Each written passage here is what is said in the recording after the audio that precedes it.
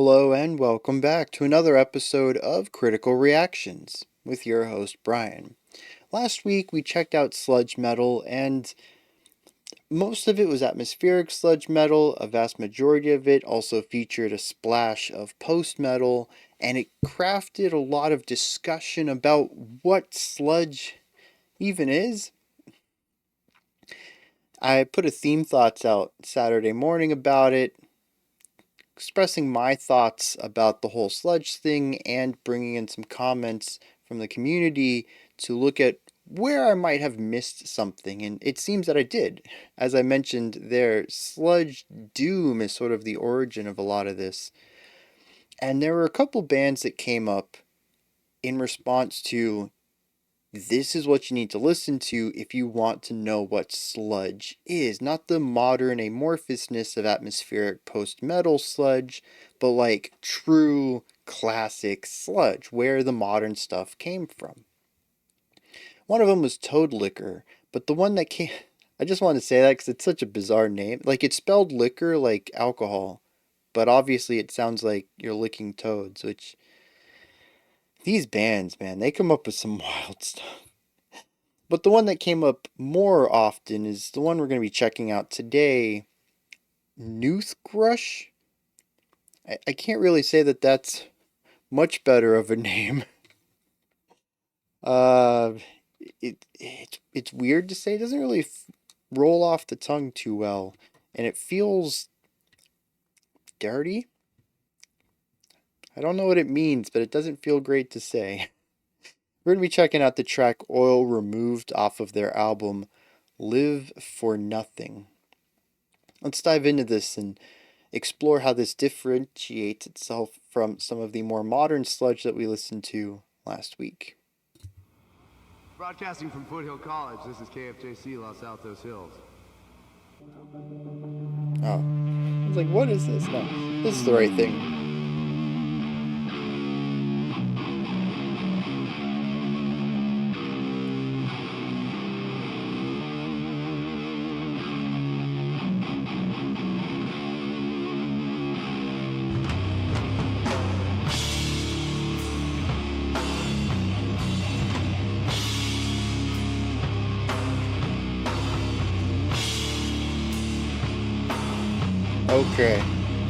Okay, things are clicking.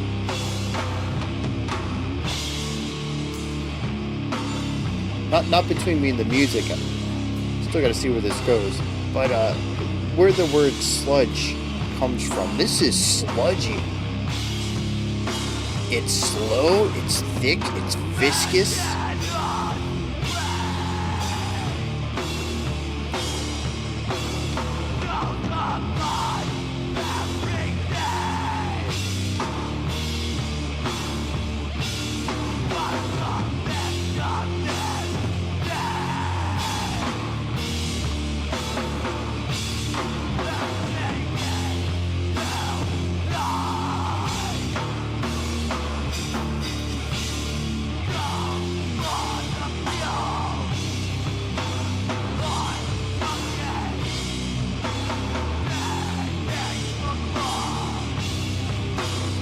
That snare is humongous.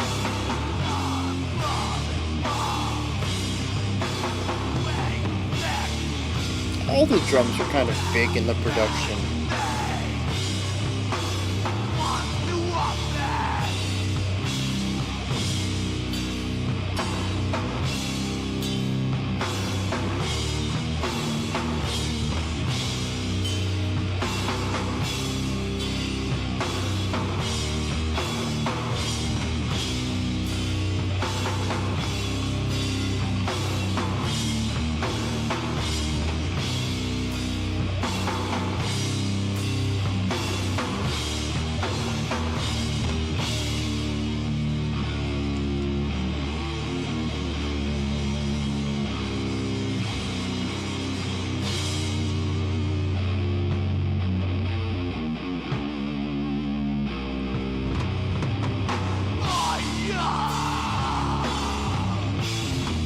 Okay.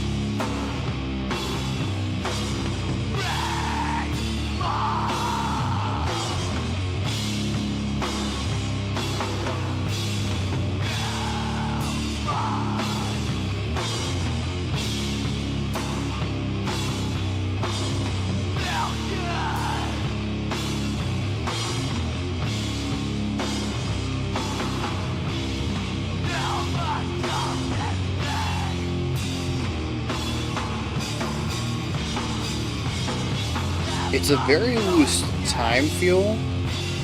There's obviously an intended tempo to it.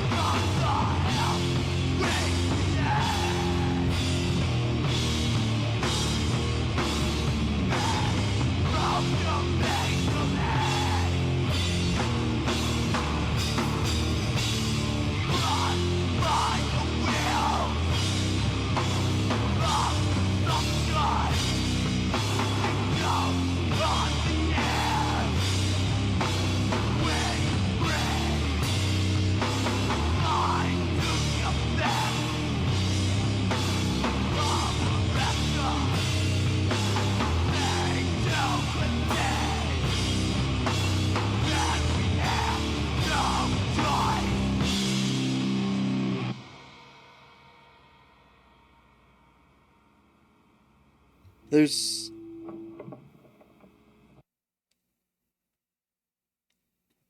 there's so much reverb on the drum kit that the last cymbal hit reverberated for like 8 seconds before they just pulled the plug on everything and had silence there at the final moment of the track. So this puts things into perspective because, like, even going all the way back, we did Sludge Metal Week a long time ago, like 2021, 2022 maybe. And like I never got it. That's why we did Sludge Metal Week again. I figured another chance at it. I might begin to make things click, but like no. This this is sludgy. This is viscous. Like oil. It's sticky. It's nasty. It's filthy. It doesn't move very quickly at all. The guitar tones are just massive, exceptionally huge. This was always what I wanted to know. Why is it called sludge? I've never heard anything sludgy in most of the sludge metal we've listened to. We did check out I Hate God a long time ago, and I think we did Crowbar, but I can't remember anything particular about the song. So maybe it wasn't necessarily a sludge track we heard from them. But the band sounds familiar, and I've seen their name quite a bit this week. But aside from those two, I've always got that, sludge is a big sound when we look at modern sludge metal. Like I get that, but I never really got the sludge. It doesn't feel like sludge. Where did the name come from? I think that was honestly the most confusing part for me, is trying to figure out why it was called sludge. Most genres, especially in metal, are fairly descriptive. You read the name of the genre and you're like, I don't know what that is. And you listen to it and you're like, that makes perfect sense. The ones that are a little bit more confusing are sort of the umbrella terms. A lot of the post world, post hardcore, post metal, post rock, all the post stuff is a little more amorphous. It's less directly understandable. That's because it's in relationship to where it came from. It takes the ideas of where it came from and expands upon them, usually in a lot of different directions. It takes a while for those branches to consolidate into a sound, the post rock sound, the post metal sound. But like sludge metal, it's one of those weird ones, just never clicked with me. Why is it called sludge? This is why it's called sludge. This makes perfect sense. It is like, okay, so how this was described to me was hardcore meets doom. Yes, that's true.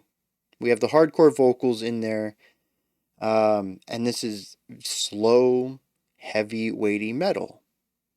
But honestly, the hardcore vocals don't really mean much to me. I feel like this could still be sludge metal with clean vocals, with death metal vocals, with black metal screams. It's the vocals I don't think influence the sound for me as much as anything else. In fact, if the song didn't have vocals, I'd still call this sludge metal. All of it, to me, comes down to two key things. One is the tempo, it's doom metal. Actually, you know what? I might walk this back in a second, but let me start from here and go forward a little bit.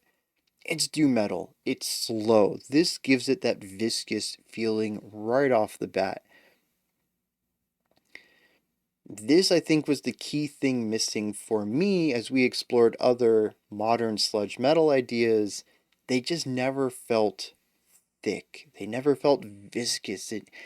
Sludge to me is a slow drip. There's so much, I don't know, surface tension between all the parts of it that even gravity itself, it seems to want to disobey. Water, if you pour it over and it goes off, the end of a table, it just hits the ground pretty quickly. But sludge, tar, these things are going to take time and slowly descend towards the ground if they find that they're at the edge of a surface. That thickness, that slow moving element was what I was missing from the equation to fully understand everything. And this Doom tempo sells that to me. It's also the one thing that seems to not have been picked up going forward. The hardcore vocals are still sort of emulated in a lot of atmospheric sludge metal bands. The textures of the guitars, just the massive sounds in general. Doom plays around with this a little bit, but I feel like this is distorted even more. There's so much more compression on it. It is just pure crackle, something that post metal does very well. It's very clear why sludge doom and post metal ended up coming together. There's a lot of overlap here. And that actually brings me back to what I was saying. The vocals, I think, do tie everything together nicely. I didn't really think about it at the time, but the vocals do create another layer of compression, of white noise, of crackle. It adds to the bubbliness of the song, like little pockets of air popping all over this tar. Like there's little air hoses underneath it. I think it still sounds sludgy without it, but the vocal style helps cement the sludge sound. It's why post metal with big gritty guitars doesn't sound sludgy, even when they're on a slower tempo. The vocals add that secondary textural layer that absolutely brings in and sells this feeling.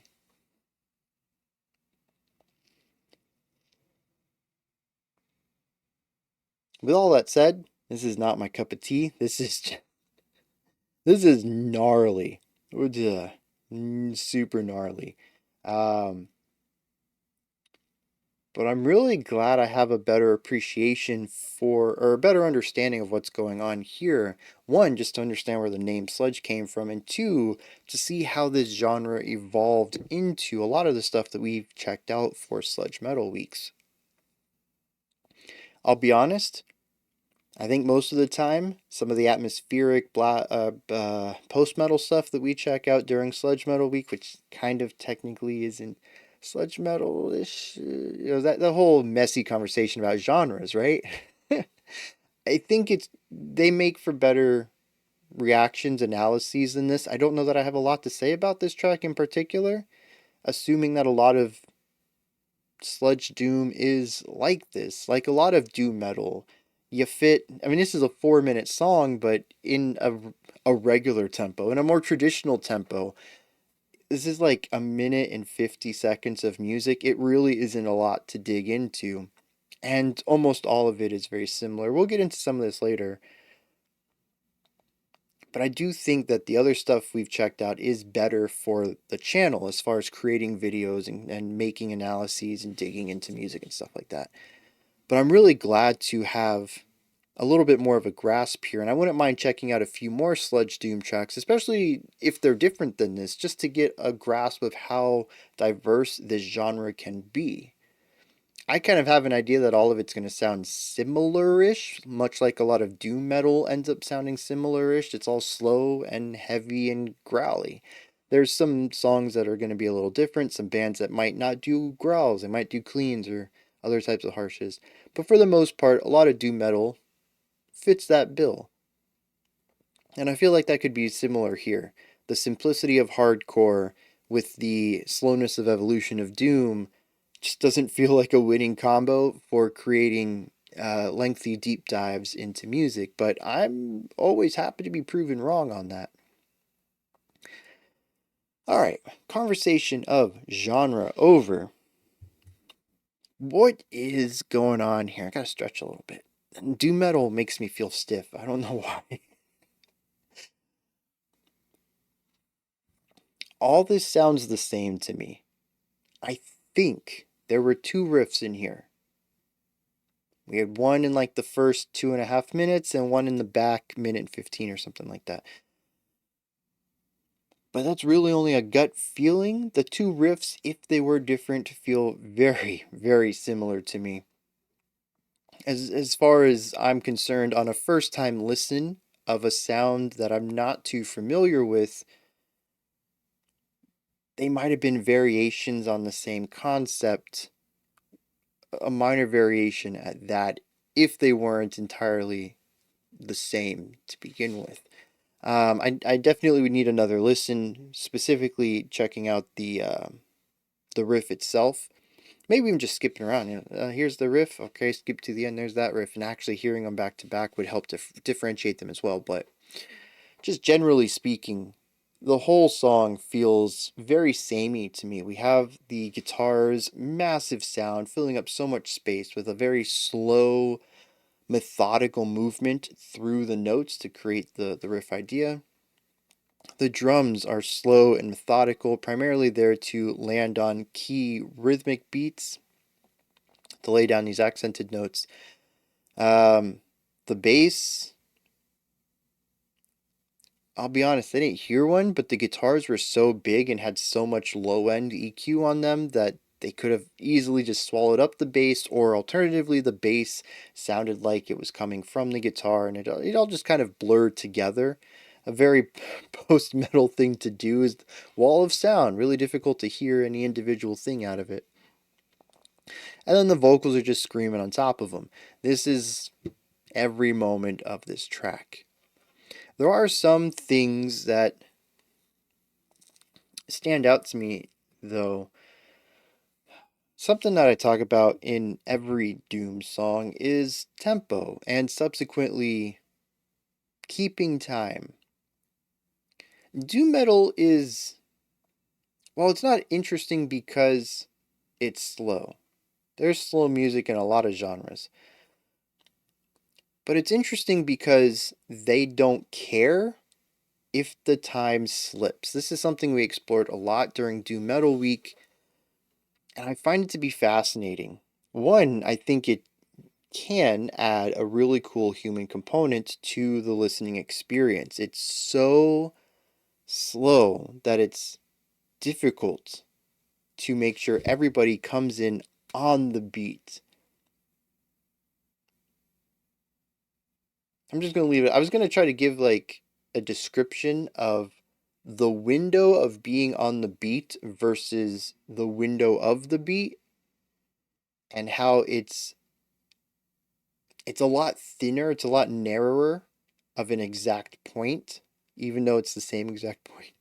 It's a lot narrower in slower tempos than faster ones, but I don't know that I can do it without visualizations. So maybe I'll do that in a separate video.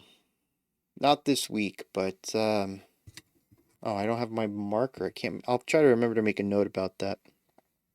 It's a pretty cool concept because it doesn't make any sense, but when I explain it, I think you'd be like, "Oh, yeah, I kind of get that."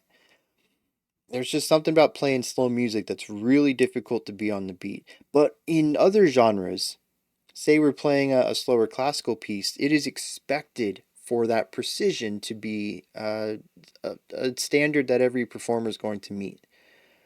For the most part, you get into avant-garde, experimental stuff, whatever, but traditional classical music, doesn't matter how slow, you better be on that beat with everyone else, because otherwise it sounds sloppy.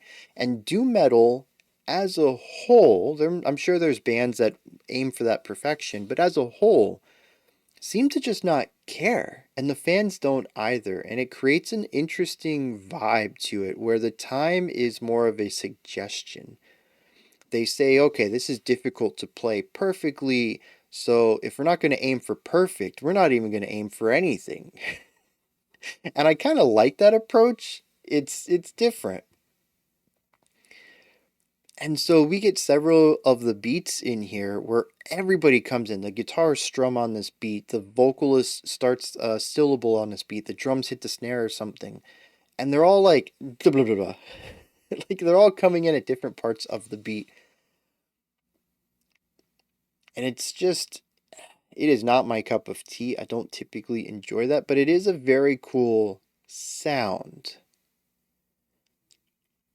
It is intentional unintentionality. We do see this even in classical music sometimes, allowing the performers to dictate themselves what they're going to do on a beat. And it's really cool because the sheet music gets written a bit more ambiguously. Um, but for the most part, that's exactly what it is. There is an intention to create unintentionality where it feels like nothing is working together, but that's all by design. And doom metal just runs with this.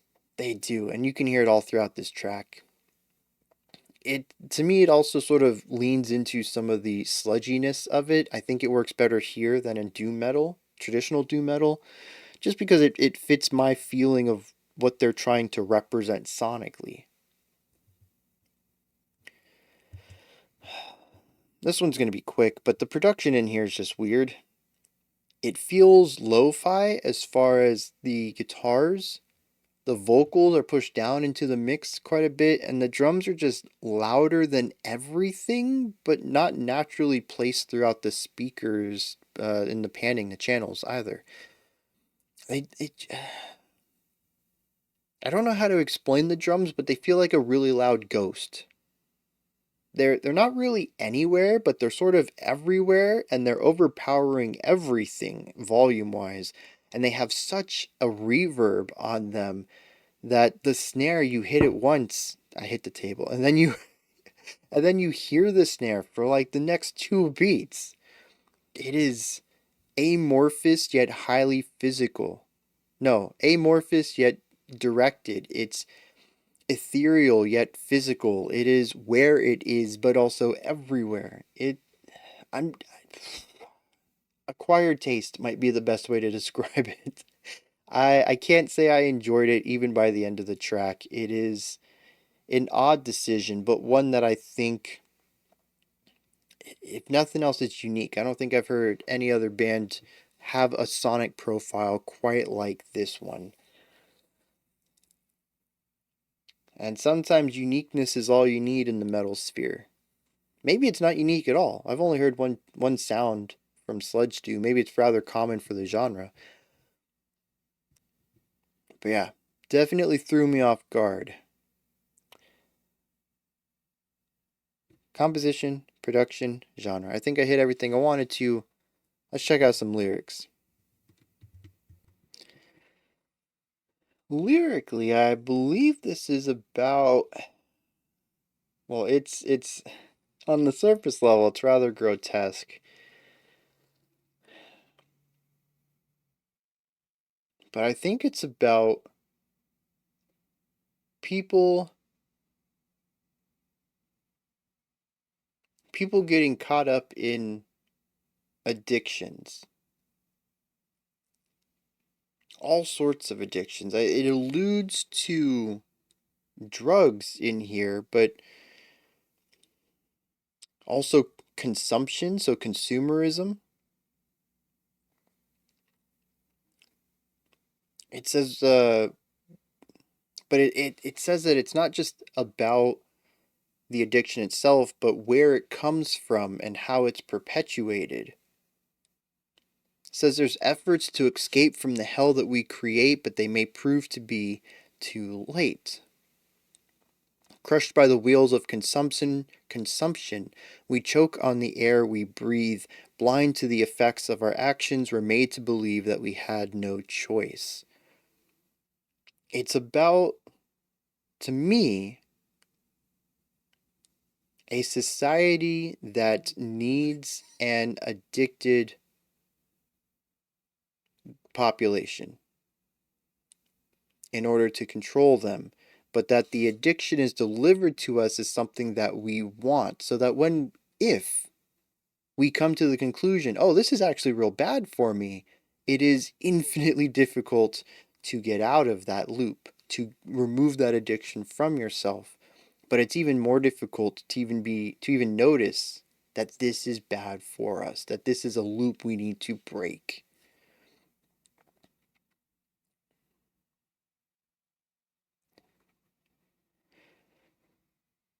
I think that's what's going on here. At least that's the best read I can give it. There are a couple of lines I chose to not read. They are rather explicit. There's a sexual assault in here, murder.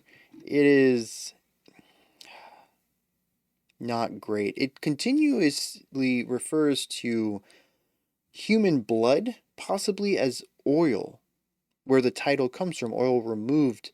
It makes me think that this is seeing humanity through the lens of possibly those who need us to be machines. We're part of what makes a society run, but they don't want to treat us as humans.